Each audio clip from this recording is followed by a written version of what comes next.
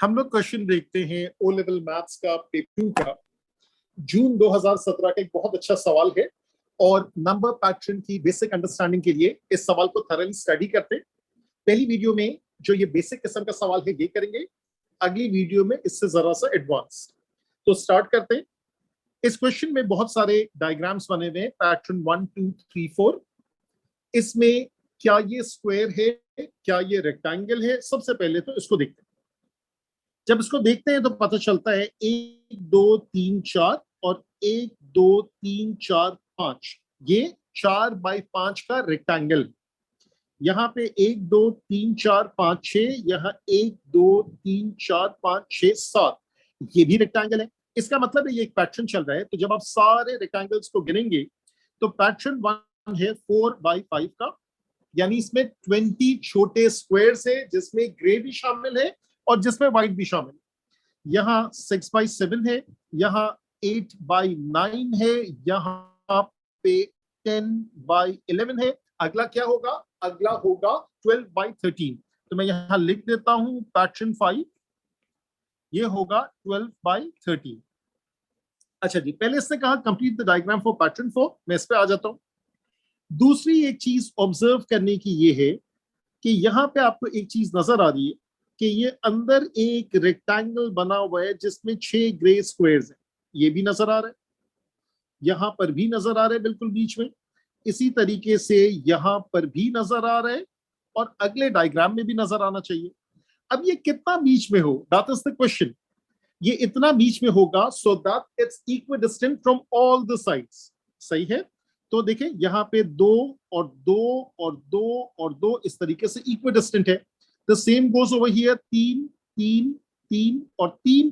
इसका मतलब है यहाँ पे क्या होगा, यहाँ 4 यूनिट अब आ जाए तो 1 2 3 4 यहां से कहीं स्टार्ट होगा और यहां से कहीं स्टार्ट होगा। यहाँ पे 1 2 3 4, ये कुछ यूं बनेगा जो मैं बना रहा हूं और ये डायग्राम मेरा यूं बन गया। ठीक है, अब मैं इसको जरा सा फाइन ट्यून कर देता हूं और मैं इसको पिंक में ही बना देता हूं। 1 2 3 4 और ये डायग्राम यूं करके बन गया। अब डबल चेक कर लेते हैं। ठीक है, ये हो गया 1 2 3 4 from this side, 1 2 3 4 from this side, 1 2 3 4 from this side, and naturally it would be from the other side also. अब ये एक्स्ट्रा डॉट्स मैंने हटा दिए। अब क्या मुझे ड्रॉ करना है? अब मुझे ग्रे स्क्वायर्स ड्रॉ करने हैं। तो वो ग्रे स्क्वायर्स में यहां से ग्रे कलर उठाता हूं और ये वाला एक ग्रे स्क्वायर हो गया। ठीक है, तो यहां मैं सिर्फ जरा आर्टिस्टिकली ड्रॉ कर देता हूं। 1 हो गया, 2 हो गया, 3 हो गया, 4 हो गया और इस तरीके से यहां पर भी 4 स्क्वायर्स हो गए। 1 2 3 और 4 यहां पर भी आप ड्रॉ कर देंगे। ठीक है, ऑफ कोर्स आप तो रूलर के साथ और पेंसिल के साथ और बेसिक शेडिंग के साथ ड्रॉ करेंगे। मैं अभी बिल्कुल एक रफ सा आइडिया आपको दे रहा हूं। ठीक है, तो ये जो है इस तरीके से ये ड्रॉ कर लिया और ये हो गए आपके 4 स्क्वायर्स। अच्छा, अब ये पैटर्न बड़ा खूबसूरती से बन गया, कंप्लीट द डायग्राम भी हो गया। अब टेबल को स्टडी करते। इसमें क्या चीज है? सबसे पहले इसके अंदर है आपका एक पैटर्न। ठीक है, 1 2 3 4 5। उसके बाद है आपके नंबर ऑफ ग्रे टाइल्स, ये आपको नजर आ रहे हैं। उसके बाद है आपका नंबर ऑफ व्हाइट टाइल्स और नीचे टोटल आ। अब सबसे पहले मैं ये टोटल पे फोकस कर देता हूं। ये 4 बाई 5 था, इसमें 20 था। ये 6 बाई 7 का 42 था। ये 8 बाई 9 था। ये वाला 10 बाई 11 था। ये वाला 12 बाई 13 था। अब उसके बाद हमें इसकी बीच की चीजों को हमें लिखना है। अच्छा जी, अब हम लोग इसको हटा देते हैं, इसको हटा देते हैं, इसको हटा देते हैं। यहां पर अब हम लोग इसके ऊपर फोकस करते हैं कि ये वाला जो हमें पैटर्न नजर आ रहा है 10 14 18, हमें तो पहले इसको भरना है। तो ये वाला जब हम भरेंगे तो ये वाला आ जाएगा 10 और 14 में 4 का डिफरेंस, 14 18 में 4 का डिफरेंस, तो यहाँ पे हो गया 22, यहाँ पे हो गया 26। This is an arithmetic progression. अब एरिथमेटिक प्रोग्रेशन या एरिथमेटिक सीरीज किसको कहते हैं? जिसमें डिफरेंस कांस्टेंट होता है। So therefore first difference is constant. अच्छा, क्या कोई ऐसा होता है जिसमें फर्स्ट डिफरेंस कांस्टेंट नहीं है और सेकंड डिफरेंस कांस्टेंट हो? Yes, that is called a quadratic sequence और वो अगली वाली वीडियो में आएगी, वो हम थोड़ी देर में देखेंगे। अच्छा जी, उसके बाद नंबर ऑफ टाइम्स है, इसका कोई सच पैटर्न नहीं है। 10 और 28 में डिफरेंस है 18 का, 54 और 28 में डिफरेंस है 26 का। So as such there is no difference, लेकिन हाँ हमें ये पता है कि this plus this equals to this. इसका मतलब है 20 minus 10 is 10, 42 minus 14 is this thing, therefore 110 में से 22 माइनस करेंगे तो 88 आ गया, और 156 में से 26 माइनस करेंगे तो 130 आ गया। ये भी मैंने भर दिया। अब ये कह रहे हैं कि जो ग्रे टाइल्स है उसका एक पैटर्न निकालें। उसका पैटर्न क्या है वो हम उसकी वर्किंग करते हैं, that is called an arithmetic progression. तो हम ये करेंगे, एरिथमेटिक प्रोग्रेशन में A is the first term, हम लोग थोड़ा सा रिवाइज कर लेते हैं। D is called common difference, and T N is any particular term, जो वो कहता है ना एक्सप्रेशन, वो है टी एन। टी एन इसको हम कहते हैं T N is A plus N minus one into D, that is the formula. तो आप ए की जगह क्या लिखेंगे, यहां पर आपके पास है 10 14 18 dot dot dot, so therefore A comes out to be 10, and जो 14 माइनस 10 है that is 4, 18 minus 14 that is 4, that is the common difference. ठीक है, तो वो कॉमन डिफरेंस हमने यहां 4 लिखा। सिंप्लीफाई करेंगे 10 plus 4n minus 4, which comes out to be 4n plus 6. तो 4n plus 6 ये आपका एक्सप्रेशन आ गया फॉर द ग्रे टाइल्स। ये चीज भी डन हो गई। अब ये कह रहे हैं पैटर्न एक्स, एक पैटर्न ऐसा है जिसमें 110 ग्रे टाइल्स है। ऑफ कोर्स वो ऊपर वाले से रिलेटेड है, तो आप क्या कहेंगे, आप कहेंगे 4n plus 6 is equals to 110, या आपको n नहीं लिखना, आप x लिख दें। ठीक है, so 4x plus 6 is equals to 110, 4x is equals to 104, therefore the value of x is 26। इसका मतलब है जो 26वां पैटर्न ऐसा होगा जिसमें 110 ग्रीन टाइल्स होंगी, ग्रे टाइल्स होंगी।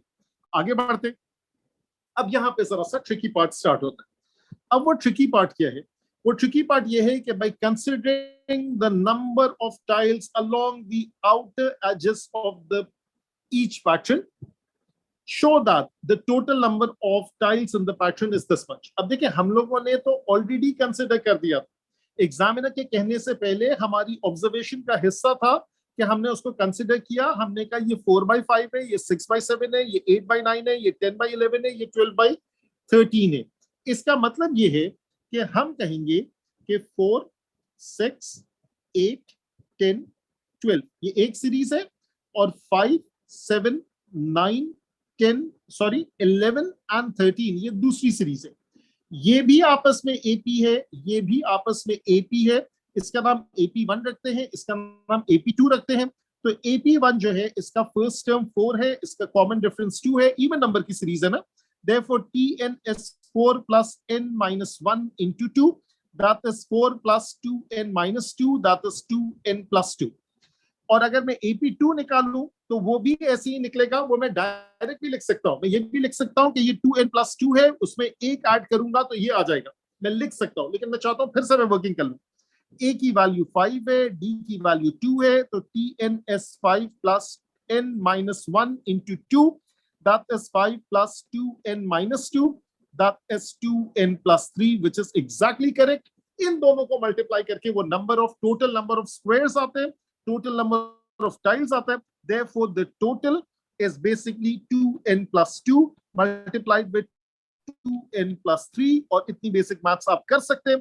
4n square plus 6n plus 4n plus 6, that is 4n square plus 10n plus 6, and you have quite easily done this part। ठीक है, QED का ऐसा कुछ और मतलब होता है, लेकिन यहां मैंने उसको QED के तौर पे इस्तेमाल किया। quite easily done। Hence final expression for the total number of white tiles, बहुत आसान।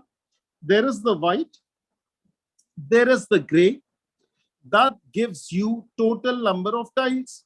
तो मेरे पास ग्रे का भी फॉर्मूला मौजूद है, मेरे पास टोटल का भी मौजूद है, व्हाइट का अपना कोई पैटर्न नहीं। ठीक है, यानी पैटर्न ऐसा है जिसको हमें निकालने में मुश्किल होगी। तो अब हम क्या करेंगे, टोटल का एक्सप्रेशन लिखेंगे, which is 4n square plus 10n plus 6 minus grey का क्या था, पिछले पेज पे देखते हैं 4n plus 6, so minus 4n plus 6, इसको सिंप्लीफाई करते हैं, 4n square 10 minus 4, that is 6n, and 6 and 6 cancels off, so this is the expression। आखिरी पार्ट पे आ जाते हैं इस सवाल के। in pattern P the total number of tiles is equal to 8 times the total number of gray। So total number of tiles का expression है 4n square plus 10n plus 6. That is 8 multiplied with 4n plus 6. And this is simple C working, which inshallah ta'ala you will be able to handle. And that finishes this first video on number pattern. Take care.